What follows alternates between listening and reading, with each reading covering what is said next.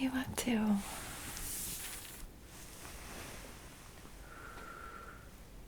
Tickle, tickle, tickle, tickle, tickle, tickle, tickle, tickle, tickle, tickle, tickle, tickle, tickle, tickle.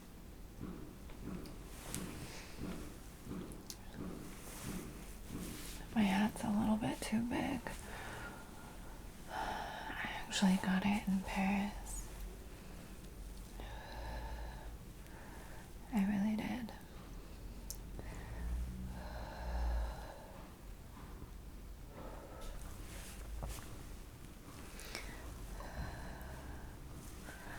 Okay.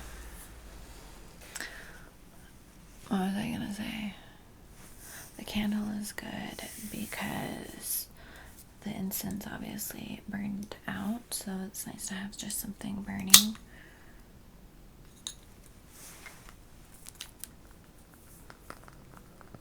And it smells nice and sounds nice.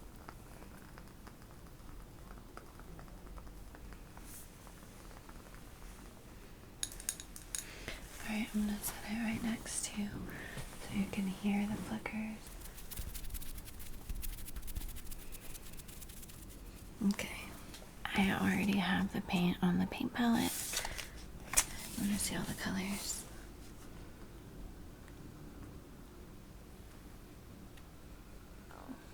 Cute, right? You can see I lined them up on the edge so that I can like fill all of the white space with mixed colors, and I just have to be really, really careful because I'm on the bed, so yeah, and so are you.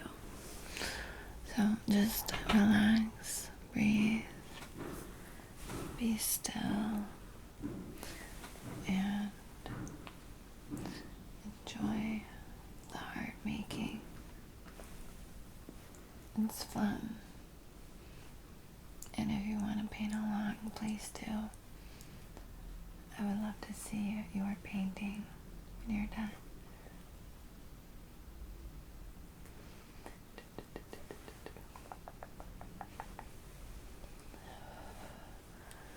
Okay. Excited. So I'm gonna just go in with this paintbrush.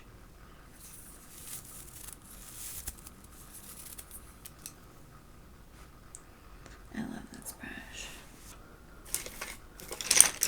I'm gonna first just mix a few different shades of orange. First taking the fluorescent orange, mixing it with my raw sienna. This is a nice orange. You don't want to use an orange straight from the tube. Also, using the fluorescent colors will make this black light.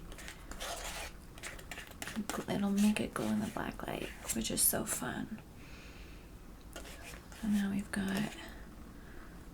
a nice shade of yellow. Now I'm gonna mix some of that yellow in with the white to make an even lighter shade of yellow. Taking half of the yellow, mixing it with a little bit of orange. So we have a really light shade of orange as well. So that's like my super bright orange, clearly. Alright, so we've got more bright orange. We're using a lot of fluorescent orange and then kind of mixing it with other colors. Mixing it with a little bit of red. Red is super dominant, so keep that in mind.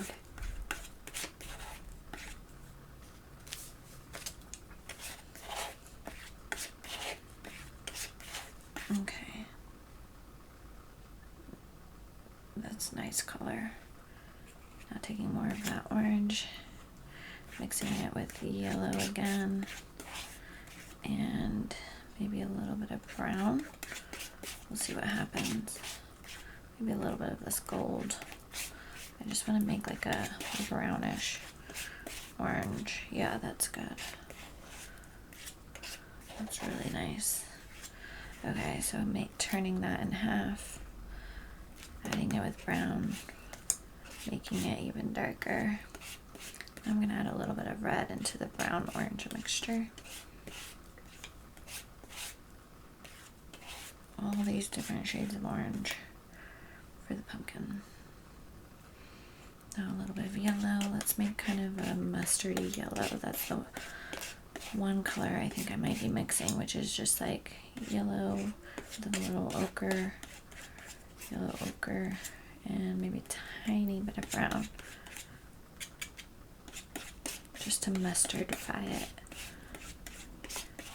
Okay, I like those colors.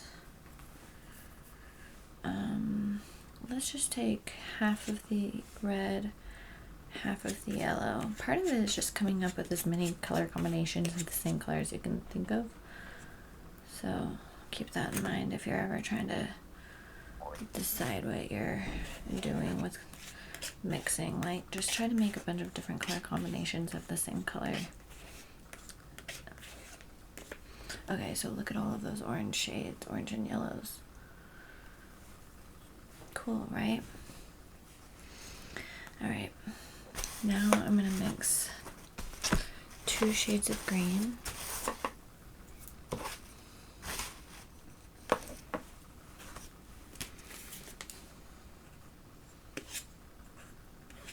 We've got a light green, white, and green. I'm actually gonna mix a little bit of yellow in there just to kind of brighten it, because you don't want it to be too pasty. When you lighten a color, you don't want it to be pasty. So like if you add just a bunch of white, it'll make it pasty.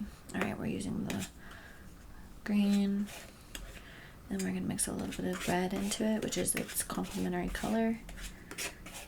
And that allows us to really just get a deep forest green. Perfect. I'm just gonna go in with orange, and you really have to feel the shape of the pumpkin, which is like really curved.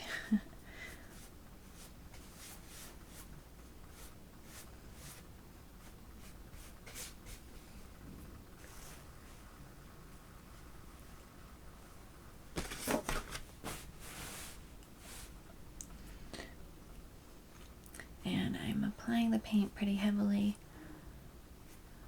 which I feel good about. I'm going to take some of the yellow shades that I pre-mixed and start adding them towards the top of the pumpkin, going back and forth between light yellow and dark yellow. Now a little bit of the red here and there, might as well just add it in. And I changed my brush, if you didn't see. This one's pointy. And just kind of painting in some of these lighter shades, going back and forth between light and dark. Already it's coming together pretty nicely, which I'm super excited about. Using quick brush strokes, but still keeping it all very rounded. Almost like painting little C's. Painting the direction of the pumpkin is really important. Painting the direction of anything you're painting is important. Really.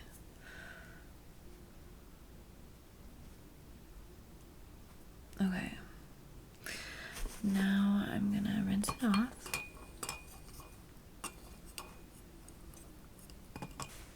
Okay.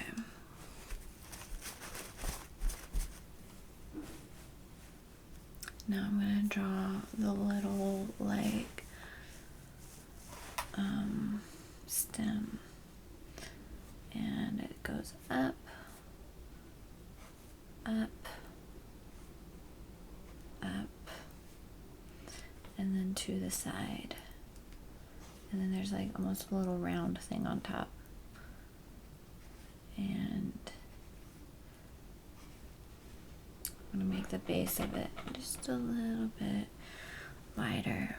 It's super windy outside. You might hear all of the wind. Alright, now there's a highlight. A couple of highlights really. That's why I mixed my lighter green before I got started. Honestly, it's so much easier to just mix before you paint because you're not going to regret it.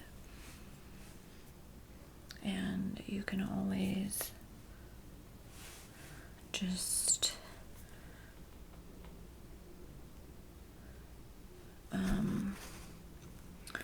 you know, mix more in the middle of the process if you didn't mix all of the right colors, but that's annoying too when you're painting. Trust me, for me personally at least, I don't like to stop my painting to mix colors. I mean, I have to often, depending on how long the painting takes to complete or how like in depth it is, but most of the time if I can get by with like, you know, just mixing periodically, I will, rather than like I'll take a break, mix, but I don't want to, you know, I don't like doing that. But it's like, I just recommend bulk mixing. That's all I'm saying. Whether it's like, you know, periodically throughout your painting or right before your painting or whatever it is, just mix everything at once. So you can just like get in the flow of applying the color to the canvas and finding those right colors.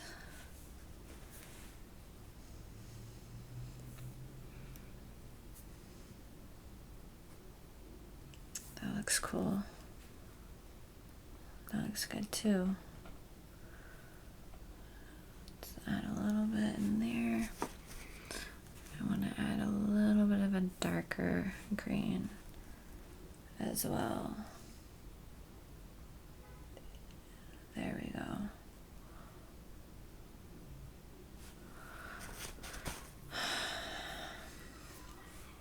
I think this will look really nice in my house too for the fall, which I'm excited about because sometimes you paint things and you're like, where's this gonna go?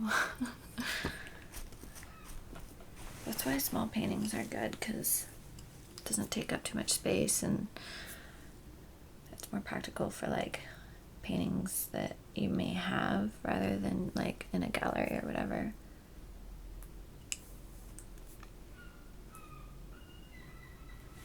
Okay, I really like that. It's super pretty.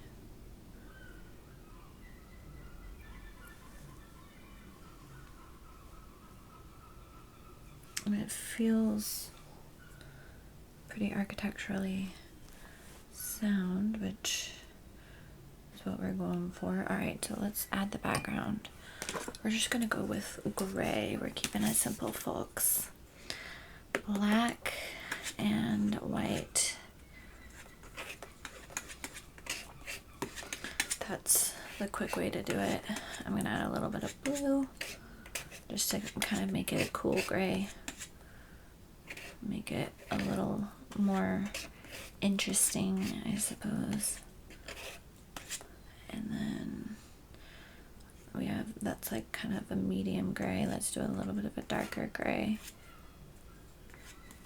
More black, less white. Still not totally black though. It's a little bit of an annoying color to mix, I'm not gonna lie. Okay, so we've got that, and then we'll just probably use black like right underneath the pumpkin to make it feel like it's, you know, I don't know.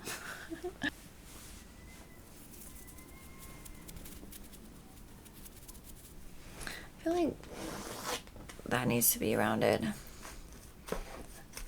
Okay. It's like when you're looking at it at an angle, you might not notice. That looks better.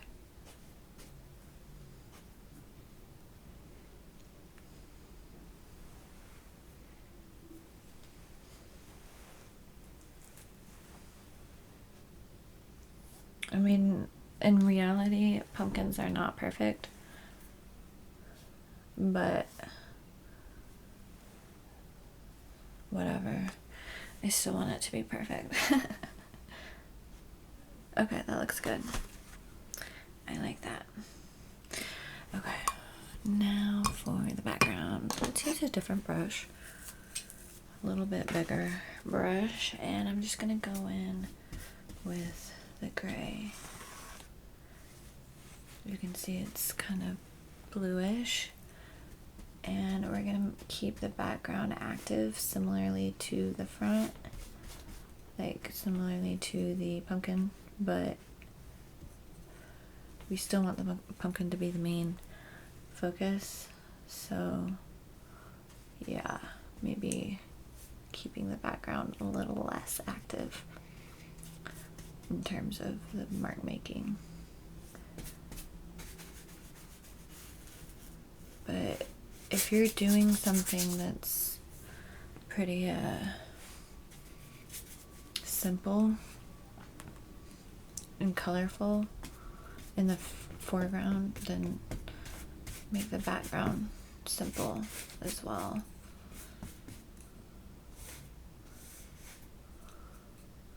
That's not always true though. Sometimes I don't even know what I'm talking about. Don't listen to me.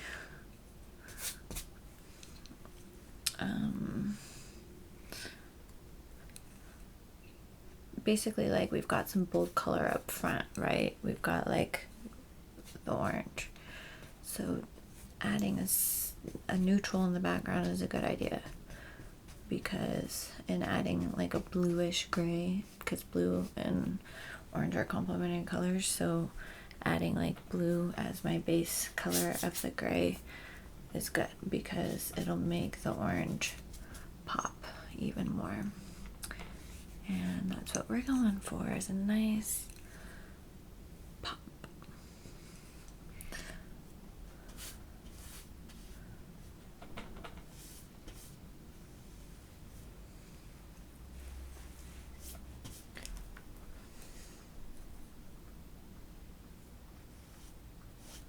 Doing a shadow underneath the pumpkin that makes it feel like it's on the ground, which is nice, rather than it feeling like it's floating, because that's boring. Sometimes it works, not always.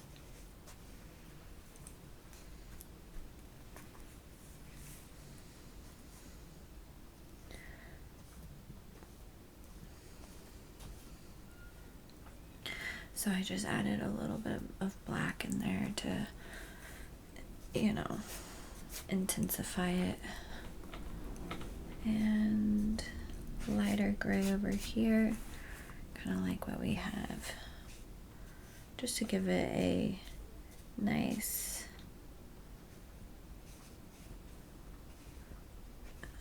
light source happening, even though it's not super obvious where the light source is coming from. Hopefully the shadow helps define it a little bit.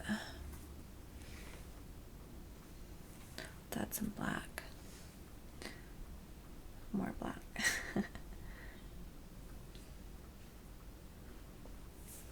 I like this. Oh, I like that. Okay. One thing I would say, I want to make all of this feel like it's coming over the black rather than the black coming over the pumpkin. I hope that makes sense.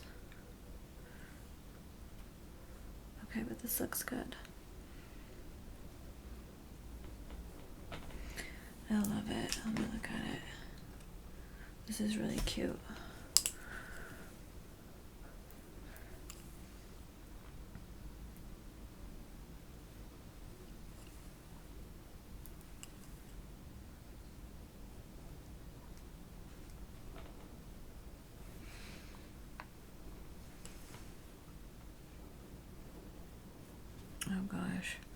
Am I messing it up? I feel like I'm taking away the light source accidentally.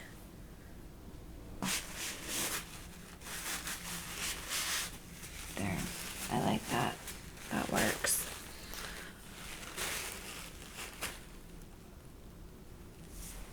Sometimes an unconventional approach is the best approach.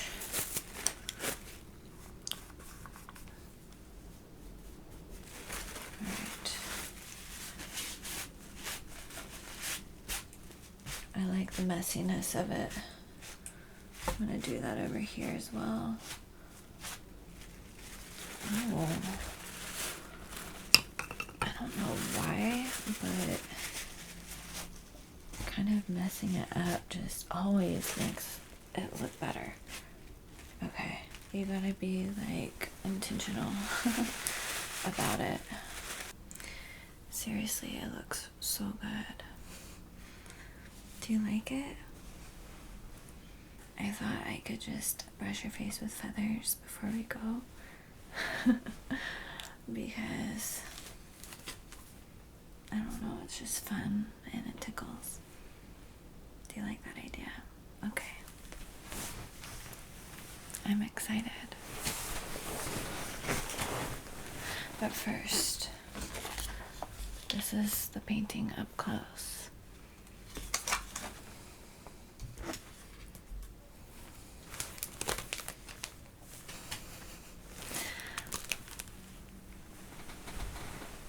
Tickle. Tickle. Tickle, tickle, tickle, tickle, tickle. Tickle. Tickle. Tickle. Tickle.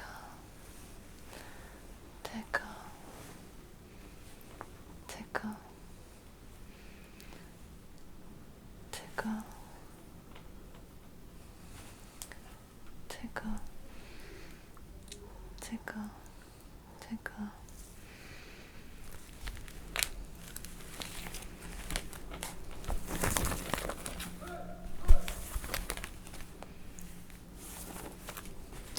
Tickle. Tickle. Tickle. Sk, sk, sk, sk, sk, sk.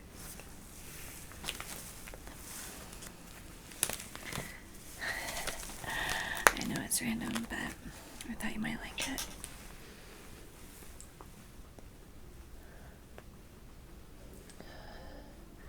Everything's gonna be okay. I promise.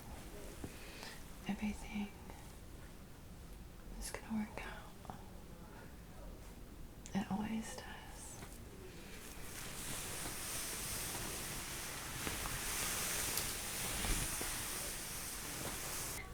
Don't forget to check my Etsy because this is for sale on my Etsy. It's gonna be in the link in the description. And of course, if you liked this video, be sure to like and subscribe and turn on notifications. Thank you. And I hope you have a cozy and wonderful,